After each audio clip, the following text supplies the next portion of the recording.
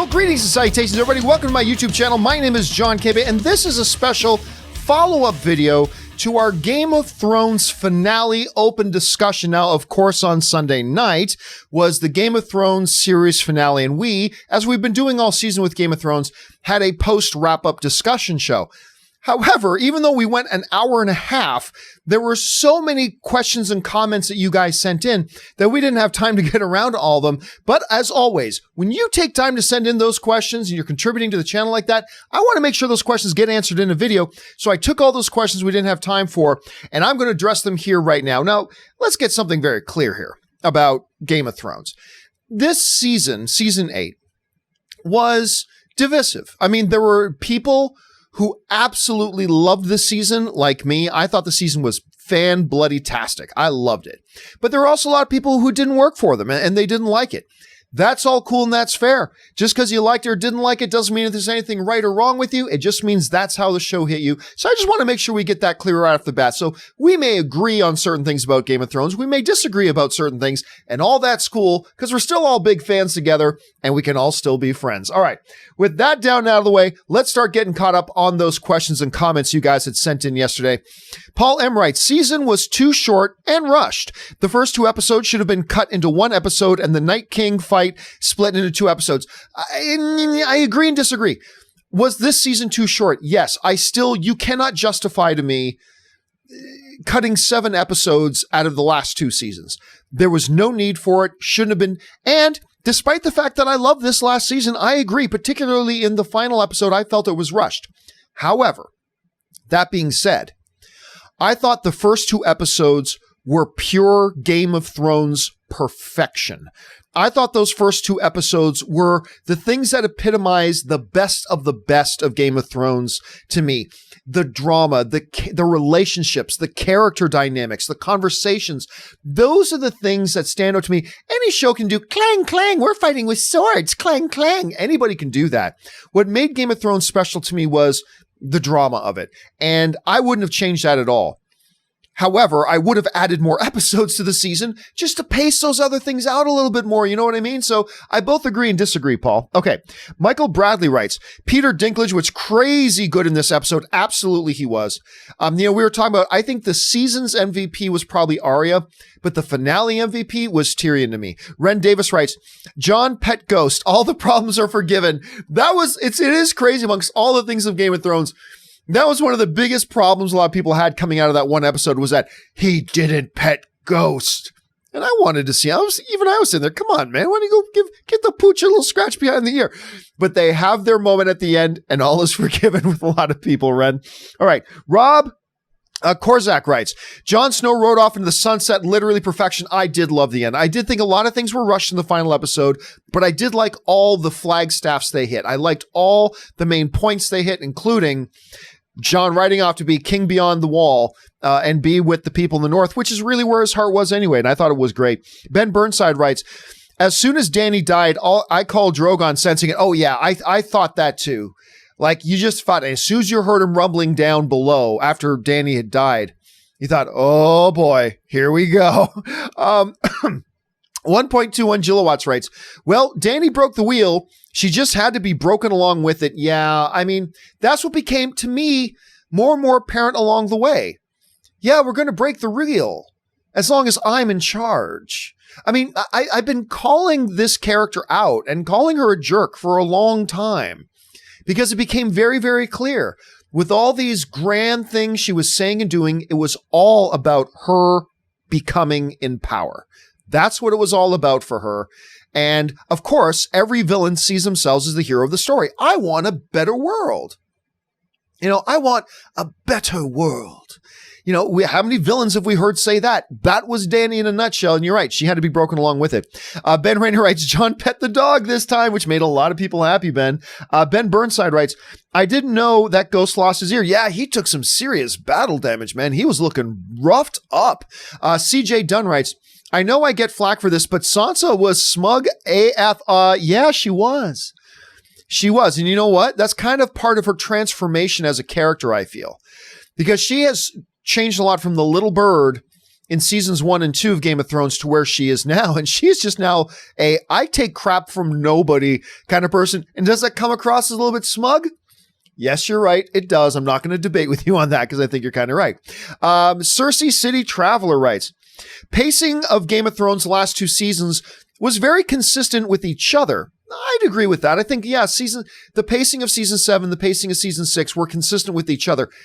Although I still will say the season finale or the series finale felt a little bit even rushed for that. But at any rate, Sopranos broke up the last 2 seasons. It feels a bit like that minus quick pacing. Watched as a whole 70-hour movie, will some of the rushed criticism subside? It's possible. You know, it's funny that you mentioned that, Cersei City, is that when you do sit down and watch the whole thing in a short period of time, like say over 2 or 3 weeks, you watch the entire series, it probably would change our perceptions a little bit about pacing or things, maybe for the better, maybe for the worse. All that being said, and I agree with you, and I think that's a really, really good observation. Even that being said, though, you know, one of the things I mentioned to Rob on the John Campea Show earlier, which, by the way, you need to be joining us for the John Campea Show, streaming live every morning at 9 a.m. Pacific Standard Time, 12 p.m. East Coast time, so maybe the afternoon where you're at. But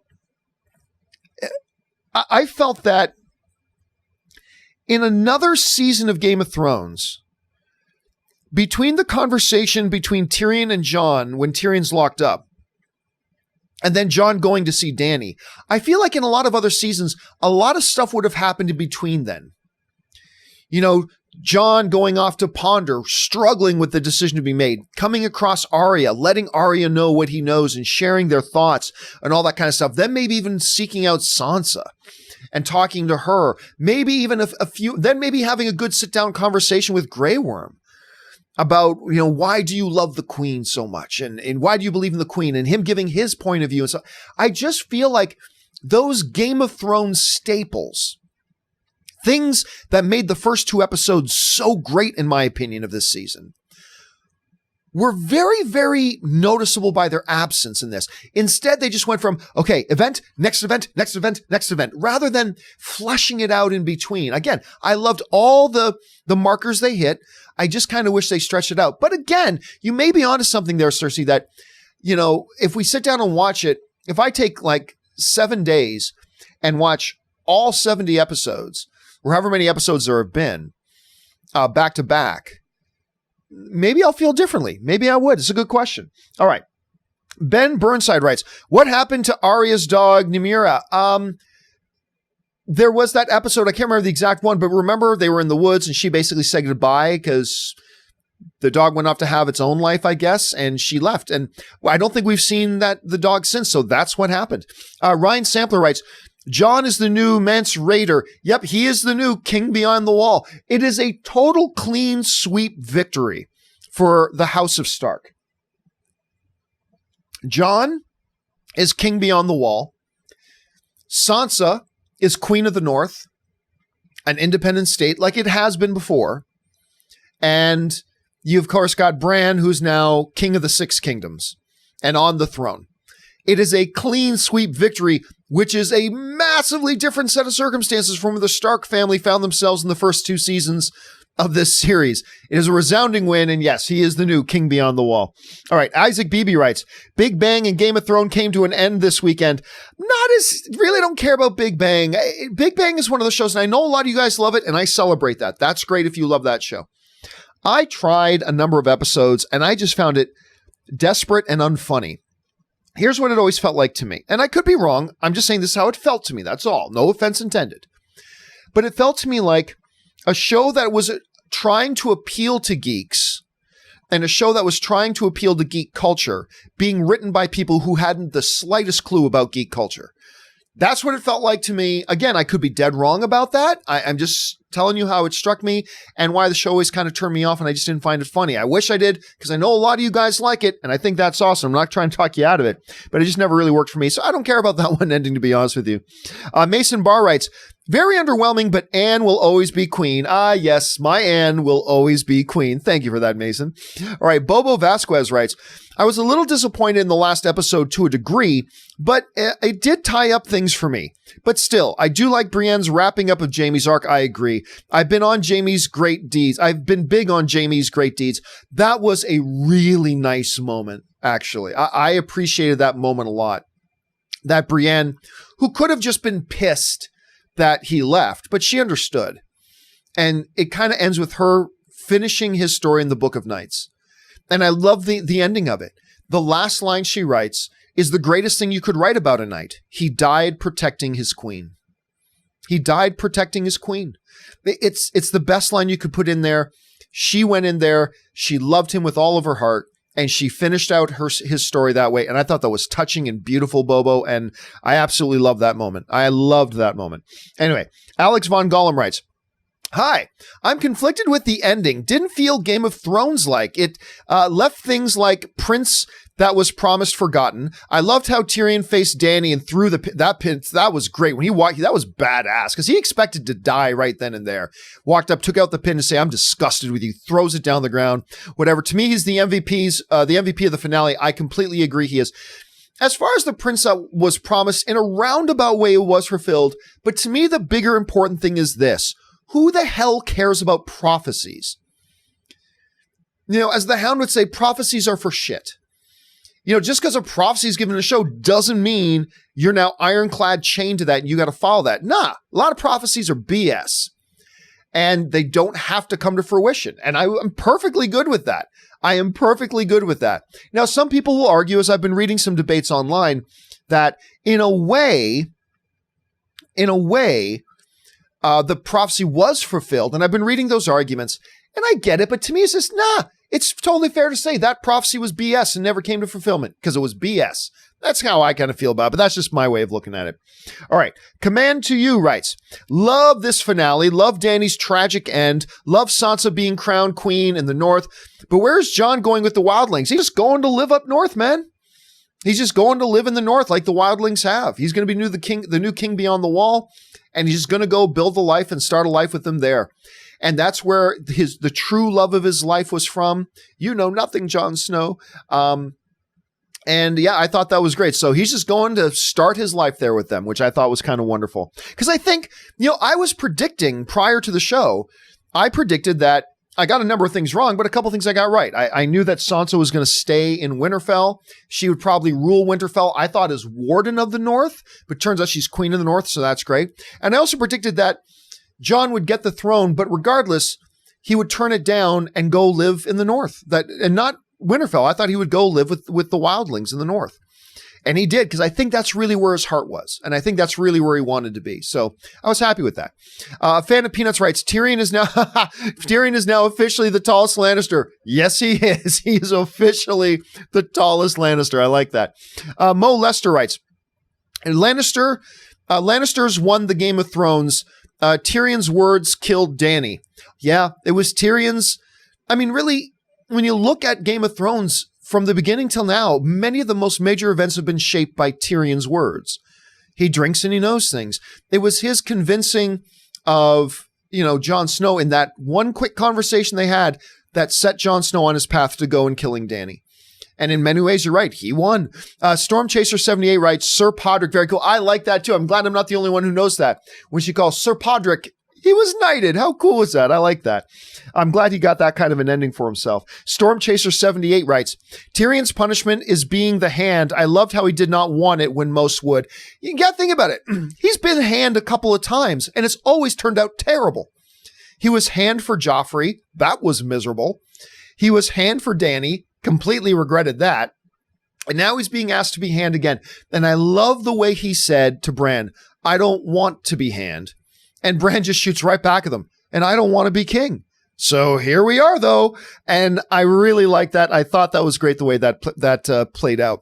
Canada Rocks writes, I agree with you 100% about the Tyrion scene. Oh, yeah, the Tyrion scene, standing before the council was great, but the scene when he's talking to John and basically explaining to not only John, but to the audience, because I still don't understand how people didn't see Danny's turn coming. I've been screaming this for years. I've spent years screaming, Danny is a jerk. She's all about Danny. You watch. Her story has been bathed in blood. Her story starts with the murder of her own brother. Granted, he was a dick, but still, when your story starts with the murder of your own brother, you're not off to a good start. Anyway, the way he explained everything to John, she massacred these people, and we all cheered because they were evil men. She crucified all these people, and we cheered because they were evil men. Then she slaughtered these people, and we cheered because they were evil men. Then she burned these people, and we cheered because they were evil men. And just the way he set that up, it's like, God, Tyrion, you are the best because you are setting up better than I. I've been trying to explain to people for years. Danny is not heading in a good direction. Not heading in a good direction. She wants to be a good guy. She sees herself as a good guy, but so did Thanos. That's all I'm saying. But yes, I love that scene. I thought it was great. Ben Burnside writes, with Tyrion's explanation of Dany killing evil men, okay, I see where you're going with this. With Tyrion's explanation of Dany killing evil men, it's as if Benioff and Weiss expected the Dany suddenly turning evil arguments from fans way ahead. They did. They anticipated there would be some people who don't get it. And they knew there would be a bunch of people who did, who saw the seeds they were planting for seasons and seasons and seasons. But it's almost like they knew there would be some people who were oblivious to it and would go, wait a minute, that was all of a sudden. They needed Tyrion there to not only convince Jon, but I felt like it was a dual purpose. It was also to tell the audience, look, we've seen this coming. You can't look at somebody who has their hands that soaked in blood everywhere they go to not just killing evil people, then killing people who don't bend a knee to her, and just everywhere she goes, bathed in blood, bathed in blood, bathed in blood. At some point, it's going to come to your door. And I just love the way he explained that to Jon. I thought that was a terrific, terrific scene and well handled by Benioff and Weiss. Robert Giddings writes, Azor Ahai prophecy came true and Ghost got affection. Ghost did get affection. And again, the Azor Ahai prophecy, there are some people explaining that in a way it did kind of come true the way it played out, just not the way we envisioned it. Some people would argue that quite often prophecies don't get fulfilled in a way that you expect. I still kind of look at that as more like from the philosophy of the Hound. Prophecies are for shit. Who cares? But yeah, there are many people who look at it that way. But hey, Ghost got the scratch behind his ear that he was wanting, which is great. All right. I'm a dog guy, so I love that. Where are we at here? Marlon Cool Kitten writes, I like that name. Vegas has had Bran because of leaks 11 months ago, 99% right. Yeah, a lot of people keep saying that, but I read elsewhere I think people are just speculating that's where they got it from. I think they just got it from other places, but that could be true. That could absolutely be true. Diego Astudillo writes, hey, John, great finale for a Rush season overall. I agree. The final moments of the episode, the council, felt like the Hunger Games finale, still like the episode. I love the council meeting at the end, but I'll be honest with you. I only saw the Hunger Games final movie once because I thought it was terrible. There were Hunger Games movies that I quite liked, but I thought the last one was terrible. So I've only seen one, so I can't remember the scene in general. But I personally really got a kick.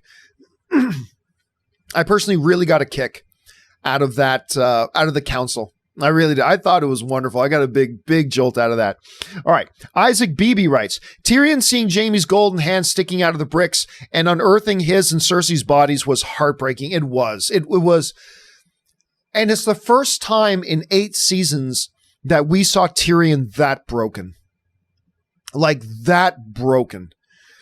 And I was afraid, if you guys watched the John Campea Show earlier today, I said this earlier, I was afraid they were going to pull a BS stunt where you see the gold hand sticking out, and then all of a sudden a living hand would come breaking out of the rocks. I'm alive. That would have been BS. I'm glad they didn't do that, but I was half expecting it, Isaac. I really was. All right. A fan of Peanuts writes, I got a few things right. Drogon burns the throne. Sam writes a Game of Thrones. In this episode, Sansa becomes queen of Winterfell and the North. Well, it's kind of synonymous, one and the same. Yeah, I got a few things wrong. I thought Dany would die by Bran warging into the dragon and killing her. I think what they did was better, but that's what I was expecting. And I was expecting Gendry, the legitimate heir of the Baratheon line, to be on the throne at the end. I was honestly thinking that. It did, but I was right about, so I got those wrong. I was right about a couple, like Sansa wanting to stay in the North, ruling the North, which she did. Jon wanting to go to be with the wildlings, which he did. So I got a few things right, got a few things wrong, which is kind of perfect because that means you feel like you're in tune a little bit, but also some things surprised you, which is always a good place to be. All right. Ben Burnside writes, Vegas bets on movies and TV shows? Hey, man, you'll find prop bets in Vegas on anything, brother. You will find prop bets in Vegas on absolutely anything. All right. Darth Devo Knievel, I like the name, writes, wish Dragon Queen be naked this final episode. Well, that's kind of creepy and sad, so I don't know what to say about that. Incomplete Control writes, Captain Arya, Winterfell's 1 gallon fleet. Hey, listen, I remember thinking when she mentioned a hound, she had no plans on coming back. I thought, okay, there's either foreshadowing there that she may die, though I don't think she's going to die, or she may go off to rule with Gendry, but that seemed like a long shot considering what she told him. Like, she never wanted to be a lady. I thought they found a nice ending for her to sail off west of Westeros. And I'm sure I can't be the only one to think, you could do a spin-off series with that, right? Couldn't you? I don't know. We'll have to wait and see. Let's see. Cinematic Galaxy writes, liked it overall. I love the ending for all the Starks and Jon getting the Frodo-style ending. Got chills during the Queen in the North scene. I love that. Honestly, yet another thing, though, that I thought could have been fleshed out a little bit more. I feel like I would have liked to have seen a 20-minute segment of the show where Arya travels back to Winterfell. Jon goes back. I mean, Jon's got to head that way anyway because he's going north. Jon and Arya go back with Sansa to Winterfell. Are there getting the blessings of the people and everybody excited. Remember, the people in Winterfell are extremely loyal to the Starks. Extremely loyal to the Starks. And have a little bit of a process. Again, not a whole episode, not 2 episodes, but like 20 minutes of having them traveling back there, talking about what mother and father would think about this. Like, just good character moments that you could have had if this season had been a little bit longer. But hey, it is what it is. I still liked her sitting in that throne and then pulling the swords. Queen in the North. I thought that was great. Anyway. Om Zen writes, Sam for democracy. That was great. And I loved how he proposes it that everybody should have a say. Moment of silence, and then the giggling. I thought it was perfect, and Sam was the right guy to do it. I really like that moment. A fan of Peanuts writes, Tyrion goes down and uncovers his brother and sister tears. Absolutely, totally moving moment. A highlight. A moment that you thought we seen everything from Tyrion in 8 seasons. We didn't. That was a different level of something we'd ever seen from Peter Dinklage, and could be Emmy worthy. Could be Emmy worthy. Clifford Fawcett writes, I love the scene where Jon killed Dany. We're talking, got a serious 90s and 80s high fantasy vibe, and the shot of Dany with Drogon's wings outstretched behind her. Oh, dude. I made that image, I made the thumbnail of the John Campea Show earlier today. That was just awesome and breathtaking. You guys know the shot. She's now dressed all in black. She's walking up. The dragon is, probably 200 or 300 feet behind her, and the dragon spreads its wings. From the perspective, it looks like her wings coming out. Loved it. Beautifully composed shot. Said so much in a single frame. Just a thing of beauty. I absolutely love that, Clifford. I'm right on the same page with you there. Vader has risen. I like that username, writes, I loved Arya threatening Yara over Jon Snow. Oh, I loved it too. Like, do not forget, this is still Arya Stark. This is the girl that killed the Night King. So mind your business. Mind your place. This is the girl who killed the Night King. Watch yourself. But I mean, at the same time, I like that there was somebody there. It made sense that there would be somebody there still speaking up for Dany. Because, look, Arya might have heard about the slaughter at King's Landing, but she didn't see it. She wasn't there. She had made vows to the queen, to Dany, and Dany was good to her.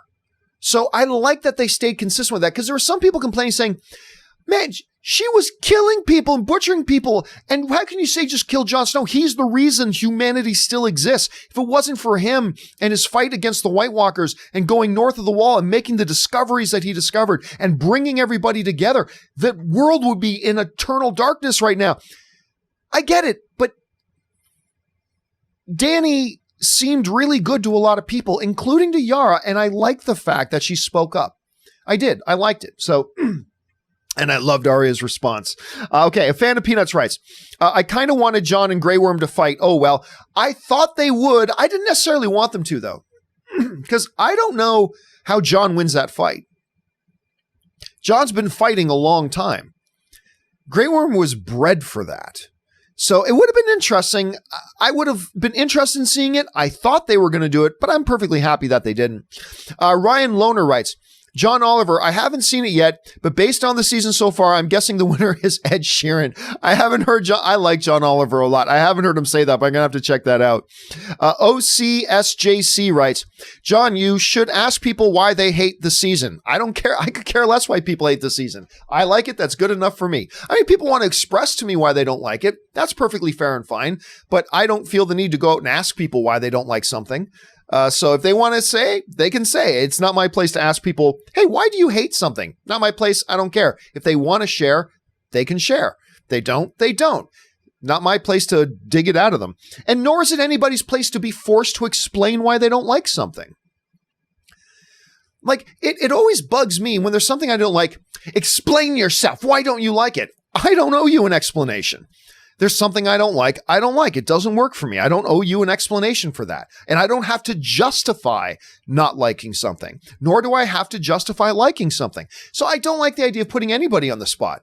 Of like if somebody doesn't like Game of Thrones, to me, that's just, hey, it's all entertainment, man. It's all subjective. Hit me in a certain way that I loved it. Hit you in a certain way that it didn't.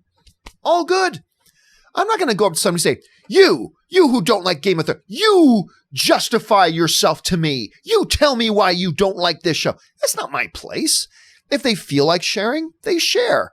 It's not my place to put anybody on the spot and say, hey, you people who say you don't like Game of Thrones this season, you better explain yourself. Explain yourselves. Nah, I ain't going to do that. I don't like it when people do it to me. I'm not going to do it to other people. It's entertainment, man. It's all subjective. Hit me in a way that I loved it. Hit certain people in the way that they didn't. It's all good. And we're all still fans of movies and TV shows together, and we're all still friends. If people want to share, they can share. If they don't want to, they don't want to. But no, I should not ask people why they hate Game of Thrones. That's not my place, and I'm not going to do that. All right, anyway. Fan of Peanuts writes, I liked how it ended. It was bittersweet. 8 out of 10 for me. I agree. Bittersweet. I'd probably go with the 8 out of 10 as well. I might even go 7.5 out of 10. It was honestly my least favorite episode of the season, although I was very satisfied with it. Again, to me, I just really felt more in this episode than in any other, the fact that they inexplicably cut 4 episodes out of the season, when it really could have benefited from those extra episodes. That's my opinion at any rate. Okay. Cinematic Galaxy writes, Dany's death was tragic. While I had long been disillusioned with her, the way she died made me feel bad for her fans. A bit rushed, but fitting. Again, I agree. Bit rushed. Again, I like the way it ended. I like that it was Jon that did it. I like that it was in a moment of him still expressing his love for her, his sense to duty, but for the world, he had to do it. I appreciated all that. I just really feel like it would have been doing the characters a better service and the fans a better service had they fleshed it out a little bit more and give us a little better pace to it. But anyway, that's just me. I could repeat that all day. Alex Spur writes, from Daenerys' perspective, she should have killed Jon, Tyrion, and Varys together for spreading secrets. Then she would still be alive. Maybe. I mean, in her opinion, she needed Tyrion. You kill Jon, you lose the North. And after the battle with the dead, you're in no shape to be doing that. Plus, he was her nephew, and she legit loved him. She wanted to bring him around. She was mad and hurt that he didn't, keep his mouth shut about the truth, but he couldn't lie to his siblings. So, yeah, I think she would have known killing John at that point would have been, and by the way, it wasn't her secret. It was his secret.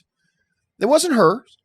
It's not like she entrusted John with the secret and then he went and broke her trust. That was his secret to tell. But killing Jon Snow, you would have lost the wildlings. You would have lost Winterfell. You would have, and they were just not in a position for that. So I don't think Dany was in a position that she could have done something like that. So yeah, you might have gained a little bit something down the road, but you would have never gotten down the road because you would have just chopped your own hands off, right? So it was a very difficult spot for her. Dylan Fontaine writes, wait a second. Let me see where I'm at here. I love the episode for what it was, but I feel a bit empty, like I still wanted more. I think some of what I'm feeling is actually that my favorite show ever has just ended. I'll mourn, then judge. And you know what? I'm reading a lot of people. You know who actually said that? Stephen King. Yes, the Stephen King got on social media and wrote, I thought season 8 Game of Thrones was awesome. He loved it. He said, I just think that there's a lot of people out there who we're just weren't going to be happy with anything because it's the end. And I think that's true to a degree. I think it's too much of a blanket statement. I think there are legitimately a lot of people who just didn't like it because it didn't work for them. But I also think there's some people like yourself, Dylan, where it's like, it's just not going to feel right regardless because it's the end. And I love that you have such a healthy perspective of it. That you're like, you know what? I'm going to mourn the loss of my favorite show. And then I'll try to evaluate it. There's no point in trying to do both at the same time. And I think you got a really healthy perspective on that. And maybe when you do, you'll still like it or dislike what they did, regardless. But at least you'll be doing it with a more clear mind. And I applaud you for that, sir. All right. Dashin Dennis Watkins writes, treated John like a villain, but he wanted that end. I agree. I think ultimately at the end, despite the fact that going back up north was his punishment, it's really, I feel like that's what his heart desired. And at the end, he got really what his heart desired. A fan of Peanuts writes, I'm glad John went back the wall, back north. I am too. That's exactly where I thought he should go. If not on the Iron Throne, I think that's where he should end up, and that's where his heart really was, and I'm glad that happened for him. Clifford Fawcett writes, did anyone feel John was about to buy into Dany's BS? Totally. We had about 10 people over last night watching Game of Thrones with us. And I totally bought in that he was buying into her BS. Especially when he says, you will always be my queen. And then kiss her, I'm like, oh, John, now what's going to happen? And then you hear I'm like, did he do, oh my God, did he do it? Oh my God, he did it. Like I was freaking out downstairs going, oh my God, he did it. I totally thought he was buying into her BS. I was so excited when I found out that he wasn't. So that was great.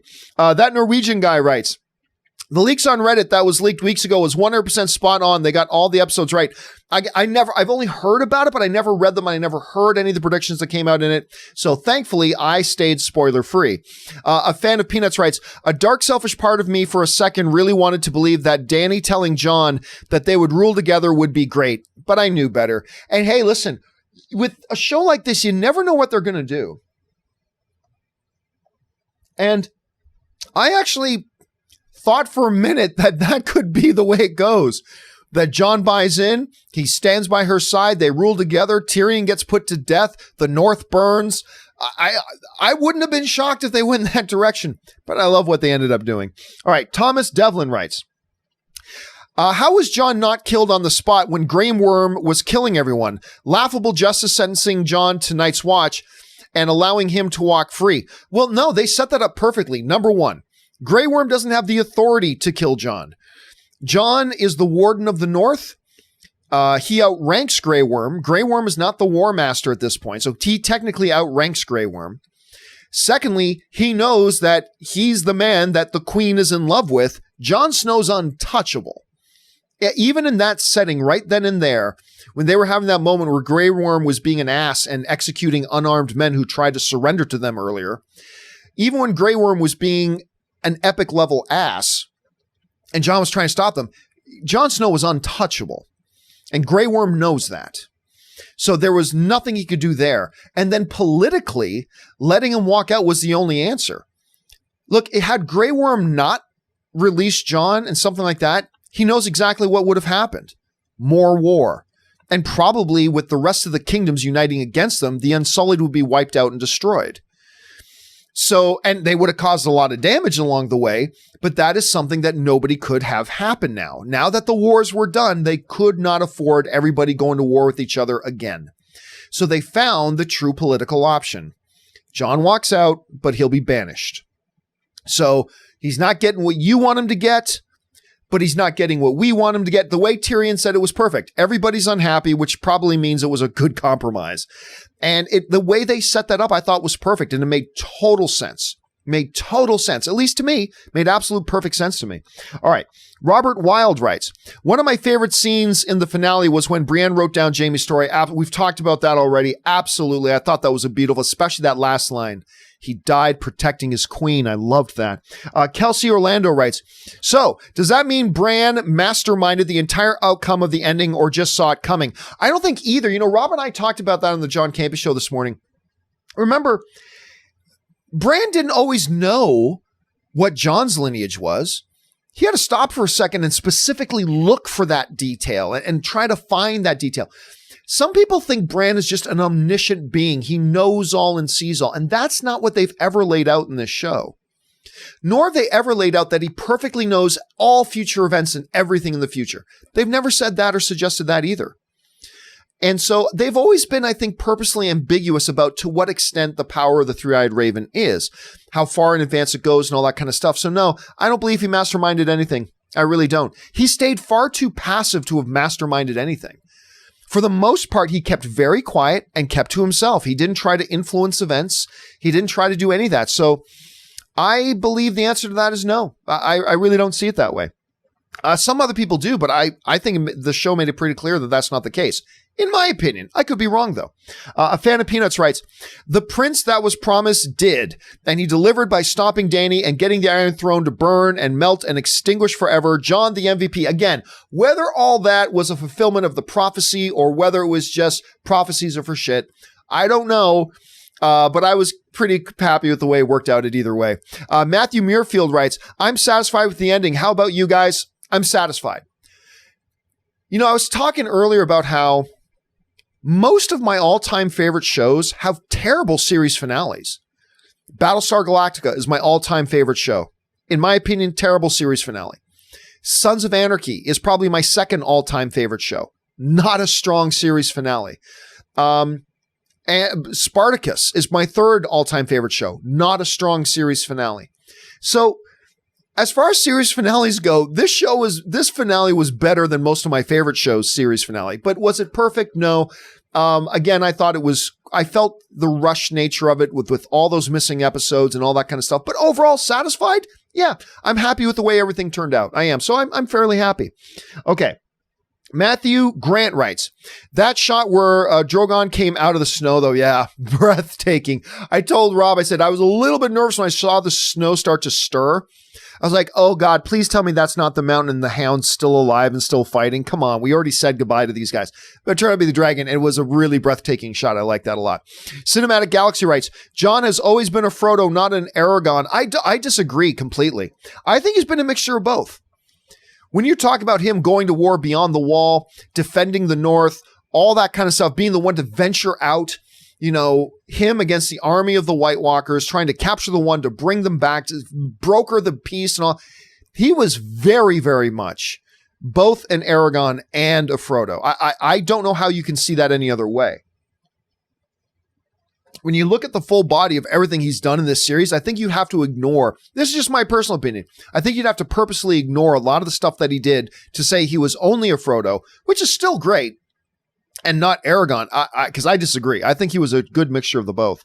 Okay, let's see here. Cal L writes, wow, what an episode. I am happy with this season. Jon reunites with Ghost. It was 100%. Again, I knew as soon as I saw that scene where he's head to head with his pooch, I knew everybody would be much happier, or at least feel a lot better about things at that point.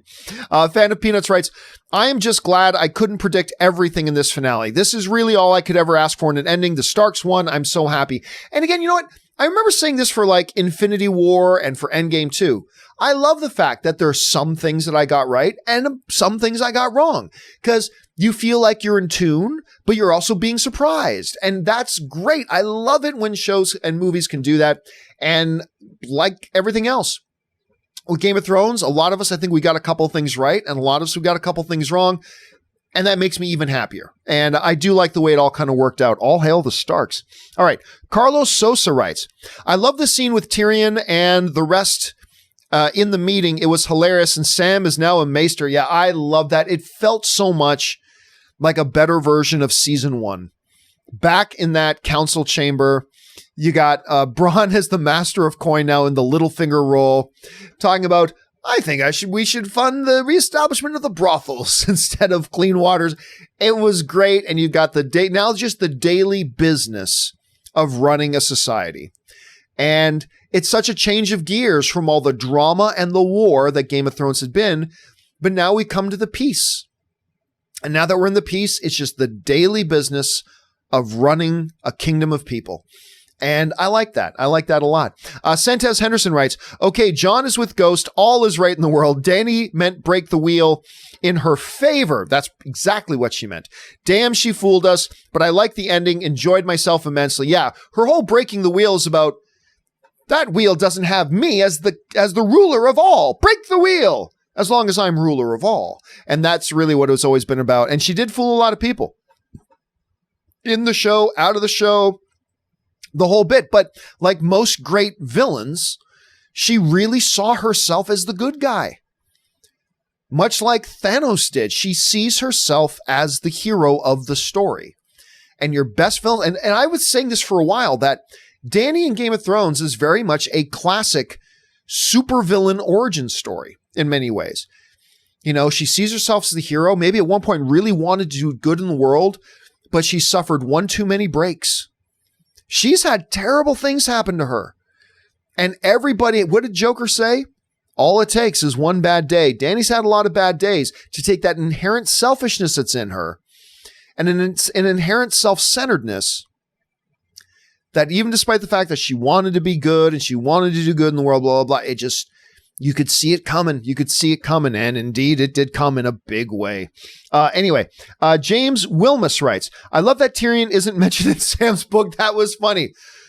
So he speaks highly of me. It doesn't speak of you at all. I thought that was really well done. It was really good for that scene. I enjoyed that. Fan of Peanuts writes, what was y'all favorite part of this finale? Easy. It was the discussion between Jon and Tyrion while Tyrion was being held prisoner. That whole speech, the highlight of the episode for me, the most meaningful and the most important, as it turns out, because it set Jon on his path. Kal-El writes, love the moment when Tyrion said to Jon, we'll see if we make the right decision in 10 years. I wish they could have fast forwarded 10 years. I'll tell you what, you know how I thought when he said that, as we were get into the last few minutes of the show, I was really expecting a black screen and then the white letters of 10 years later. And then just ending the show with a few minutes of them talking years later. I was really expecting that. I'm glad they didn't, but I was kind of expecting that. And it could have been interesting if they did, but it will be interesting to see if they ever have plans to show us that 10 years. I doubt it, but it would be cool. Rob Korzak writes, long live the Queen Slayer. That's right. We've had Jaime the King Slayer for a long time. Now we've got Jon the Queen Slayer. Fan of Peanuts writes, what is just one thing y'all wish you got to see? One thing I would have liked to have seen, I think Arya killing Dany. Look, it was most appropriate for it to be Jon, and it only made sense because Jon's the only one who could really get close enough to her. I don't know that Arya could sneak by a dragon. Maybe she could have. But when you go to episode 5 and she's going through the streets and like firsthand seeing the carnage and slaughter, and then that woman and her daughter who were helping her burn to death, I thought, well, Dany's dead because now you're on Arya's shit list, and Arya's shit list is not somewhere you want to be. And I thought that would have been kind of cool at the same time, maybe seeing her both take out Grey Worm and go, I don't know. But I think I got to see most of what I wanted to see. I'm pretty satisfied. Again, I just wish it was fleshed out more. Jimmy Howie writes, so Drogon isn't going to burn the dude who just killed his mom. How did you guys feel about that? Great finale, but didn't love that. He's a Targaryen. Dragons are, from the show, I mean, not word for word, but dragons are basically subservient to Targaryens. And yes, I think had it been anybody else other than Jon Snow, they would have been in that dragon's belly, burned to a crisp and then consumed. But Jon's a Targaryen. The dragons know that. They've sensed it right from the beginning. So I think that has to be taken into consideration there. That, to me, is what kind of played out in my head right there. Because even if he blew dragon fire at him, I don't think it would have done anything to him. So, and I think the dragon knew that. And the dragon's only recourse was to have an anger rage moment, which he did, and then carry off with his mother's body. So that's how I interpreted it at any rate. Let's see. Cinematic Galaxy writes, when Tyrion walked up to Dany and then threw off his hand of the kingpin, ooh, chills moment. I got deja vu of Tyrion not kneeling before Joffrey in season 4, chills. Absolutely chill moment. I thought, Tyrion is a badass man. Because you're walking up to the queen amongst all of her military and spitting in her face and calling her out on her crap in front of everybody. He was expecting to die. I don't think he was expecting to be arrested. I think he was expecting to die. And yeah, it was a great moment. It was an absolute great moment. A really good defining moment for Tyrion Lannister. Kal-El writes, I know they are doing prequels for new seasons of Game of Thrones, but do you guys think they can fast forward 10 to 20 years forward and come up with a show too? I don't think they will, because that would require bringing back the original cast. I think they're done. Let me say, though, I'd be down for it. Just like that, I'd be down for it. You know, John King Beyond the Wall. Just a new series, King Beyond the Wall. I'd love to see that series. You know, West of Westeros, an Arya Stark tale. I'd love to see that series. But I don't think we're going to see any sequels. I think everything from here on out is going to be prequel material, thousands of years in the past. And yeah, that's where I think we're left. I'd be down for it, but I don't think that's what we're going to get. A fan of Peanuts writes, where do you think Drogon took his mother? South? Well, that's a good question. And amongst all the people who were here at my place watching the show, there was a pretty good discussion that came up around that. I think, yeah, he probably took her back to where he was born. That's my guess. I'm thinking he's going to take her back to where he was born. I have nothing to back that up with, but that's where my guess is going to be. Killa Strong writes, do you think Jon ended up where he wanted to be? I do. I think in his heart of hearts, I believe that's where he wanted to be and where he knew he should be. Those were his people. I mean, yeah, Winterfell was also his people, but I think his true spiritual home, he found a home amongst the wildlings. And I think that's where he really deep down, and I don't know that he knew that until he got there. I think once he got there, he realized this is home. This is home. All right. Brandon Hauser writes, first and last scene of Game of Thrones was Beyond the Wall. I didn't think about that. That's a good observation. I never thought about that. The very first scene and the very last scene were Beyond the Wall. Good observation, Brandon. Bravo to you, sir. Joser Maez writes, long live Bran, the true king of the 7 kingdoms, now the 6 kingdoms, Bran the Broken. I love that he took that name. I love that he took the name Bran the Broken. I love that. And that whole speech, because when I was hearing that Vegas gave the odds on Bran, I thought that makes no sense until Tyrion started giving his speech. And I said this earlier, but it's like, come on, Bran. And then he's giving a speech and I'm like, oh, well, damn, Tyrion, you're making a lot of sense. And it made sense to me at that point. And I truly love that he took that name. Okay. T-Man 1-Up, Daytrip 44 writes, loved all of the shows that you mentioned in your top 5 TV shows. Have you seen The Last Kingdom on Netflix or Vikings on the History Channel? I have not seen The Last Kingdom. I did watch Vikings until, was it Rhaegar? The lead character of the show died. When the lead character of the show died, I gave up on the show. I kind of dished it. I haven't watched it since, but I really did enjoy it up to that point.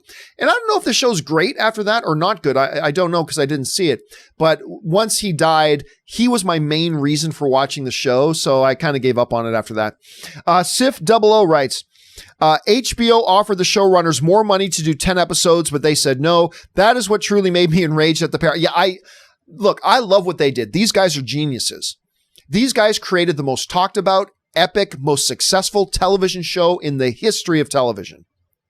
Whether you like what they did in season 8 or not is irrelevant. They created the most talked about, pop culturally relevant, most discussed, most mimicked, most referenced show in the history of television. But to me, there is just no justifying. There was no need to cut out 7 episodes out of the final 2 seasons. No need for it at all. You had the time, you had the cast, you had the money, you had the freedom, you had all the technical support, you had everything you needed. To just cut it all short like that, I thought was BS. I love what they did. I just really hate that one decision. And I think that cost them some quality. I really do. I think as much as I love season 8, I think it could have been a hell of a lot better had they done a full 9-10 episodes. There was a lot there to justify it. So I'll never understand that decision. I really, really won't. Okay. Daniel Manzanares writes, "Hey, John, yesterday you mentioned that this season was your second favorite season of Game of Thrones. What is your first and why?" My favorite season was last season. That episode, first of all the stuff with the wall and the walkers and all that kind of crap, the discovery of who Jon truly is, and that the greatest scene, I think, in the history of Game of Thrones was that scene where Cersei, Dany, Jon, the Mountain, the Hound, Sir Davos, everybody was all gathered there, and they revealed the zombie, if you will, to Queen Cersei to try to convince her that, look, we got to call a truce right now, and we got to take care of this problem. That whole episode might have been my favorite episode in the history of Game of Thrones. And it's just part of the reason why, well, I know a lot of people don't like season 7. I thought it was the best season they had ever done, in my opinion. And that has a lot to do with it. So that's just me. You don't have to agree, and that's cool, but you're asking me, so that's why. Ben Rayner writes, who's more powerful king, Black Panther or Bran? Well, I mean, there's no way to answer that, Ben. It's 2 totally different situations. Strong Nerd writes, not happy, but not disappointed. I think it was a fair ending. I wish we could have had more story to transition the outcomes better, but what can you do? All great things must come to an end, and hi, Kaori. Well, yeah, unfortunately, Corey's not here right now, but I'm sure I'll pass that along. And I loved this season, and I'm satisfied with the final episode, but I wholeheartedly concur, Strong Nerd. I wholeheartedly concur. I like the way you worded that. Wish we could have had more story to transition the outcomes better, because I'm good with everything they did. I'm good with all the outcomes, and I'm good with all the things that happened along the way. I just feel that had this been another season of Game of Thrones, there would have been more fleshy connective tissue built into the story and pasted out a little bit better and had a better pace and not felt so rushed. And that, to me, is my biggest complaint. So I think you and me are right on the same page with the start of the shot. I think I was a little bit more satisfied with it than you were.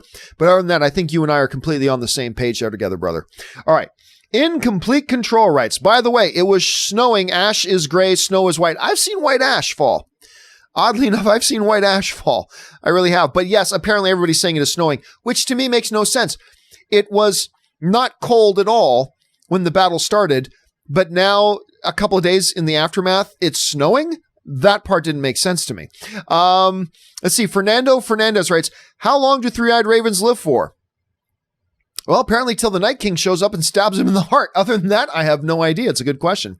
Imad Abdelatif writes, the real enemy was the Iron Throne. That damn chair was cursed whenever anyone touched it. It really was.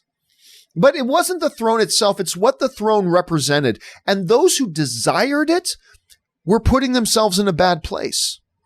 Because if you desired the things that the throne represented, then you're on a bad path. You're on a dangerous path.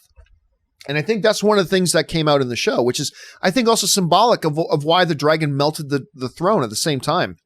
But yeah, in many ways, the throne was in many ways the ring of power from Lord of the Rings. It's seductive. It calls you. Everybody wants it. It bestows certain power and all that kind of stuff, but it can drive you mad and maybe drive you to your death in the pursuit of it. How many people died in the pursuit of that damn throne in this show? So that's a really good observation, Matt. I really like that. All right. Kai Waring writes, John became king beyond the wall, over as Mank Raider's heir, king of the wildlings, John the resurrected. Yes, he did. King beyond the wall. And again, it made it a clean sweep for the Starks. They got the king beyond the wall. They got the queen in the north. And they've got, the ruler of the Six Kingdoms on the throne in King's Landing. It's a Stark complete sweep victory. Starks rule. And it was great. Boy DOF Zin J writes, I do not blame any of the actors on Game of Thrones. I believe the big problem Game of Thrones has is vision. Oh, I thought the vision was beautiful. The MCU has Kevin Feige. Game of Thrones, them writers is what kills for me. Them writers are by the way, look, and everybody's entitled to their opinion, boy. Everybody's entitled to their opinion, but them writers, they're the ones who made this the most popular show in history. Them writers are the ones who made Game of Thrones the most talked about show ever. Them writers are the ones who made this show the biggest pop cultural powerhouse phenomenon in the history of television. That's what them writers did. And all these BS people are, no, that was George R.R. Martin. No, there are a lot of great books that never translate well. These guys were able to take source material and make it into a television show and made it compelling and great and had us coming back for more and more and more and more. And by the way, George R.R. Martin and them also consulted about where the stories were going in, and they based a lot of their stuff on that.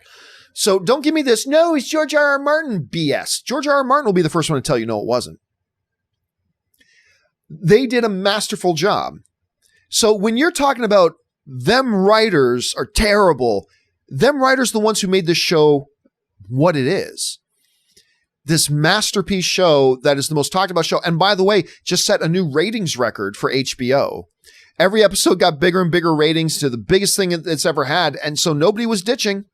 Nobody ditched. Because them writers made a show so compelling, people couldn't ditch it. They couldn't leave. That's what them writers did. I just want to put that in perspective. Whether you like the last season or the last two seasons or not, that's not the point. You can like them or not like them. That's totally fine. Just recognize when you talk about them writers, it's not like Benioff and Weiss just came on board last week. These are the guys who created this show. These are the guys who made it the most talked about show in the world. These are the guys who made it beloved. And whether you like how they ended it or not is not the point.